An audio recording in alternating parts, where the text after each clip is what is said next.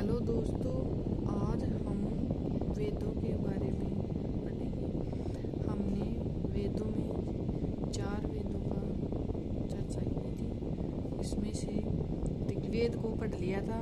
अब हम आज यजुर्वेद को पढ़ेंगे। जिन मंत्रों के द्वारा देवताओं का यमन पूजन किया जाता है उसे यजुष कहते हैं। ये यजुष गद्यात्मक होते हैं। इस वेद का ज्ञान वेदव्यास ने वैशंपायन को दिया था।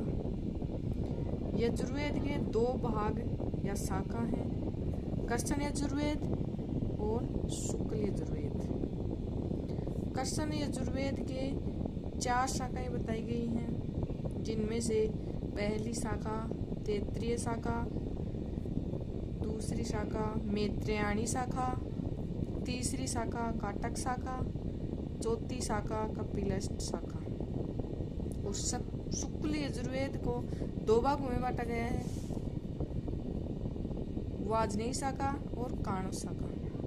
यजुर्वेद की शाखाएं पतंजलि के अनुसार यजुर्वेद की 100 शाखाएं बताई गई हैं।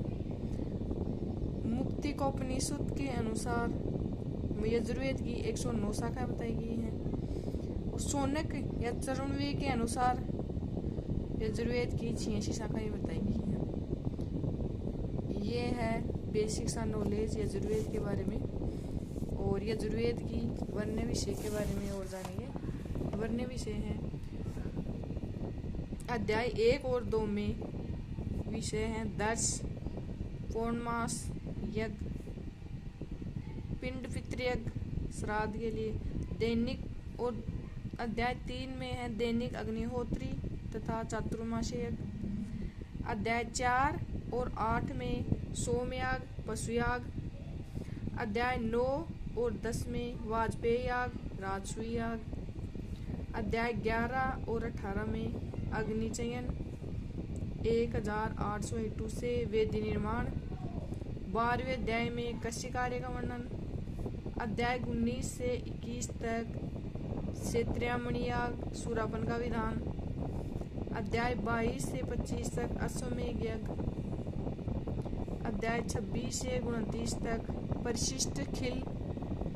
अध्याय 30 में पुरुषमेध यज्ञ, 184 पुरुषों की बलि का निर्देश दिया गया है। अध्याय 31 में पुरुष सूक्त, ऋग्वेद से 6 मंत्र ज्यादा। अध्याय 32 से 33 में सर्वमेघ यज्ञ। अध्याय 34 में शिव संकल्प सूत्र। अध्याय 35 में पितृमेध यज्ञ। अध्याय 36 से 39 में प्रवर्ण याग। और अध्याय 40 में ईशोवास्योपनिषद। कुल 18 मंत्र, ज्ञान कांड।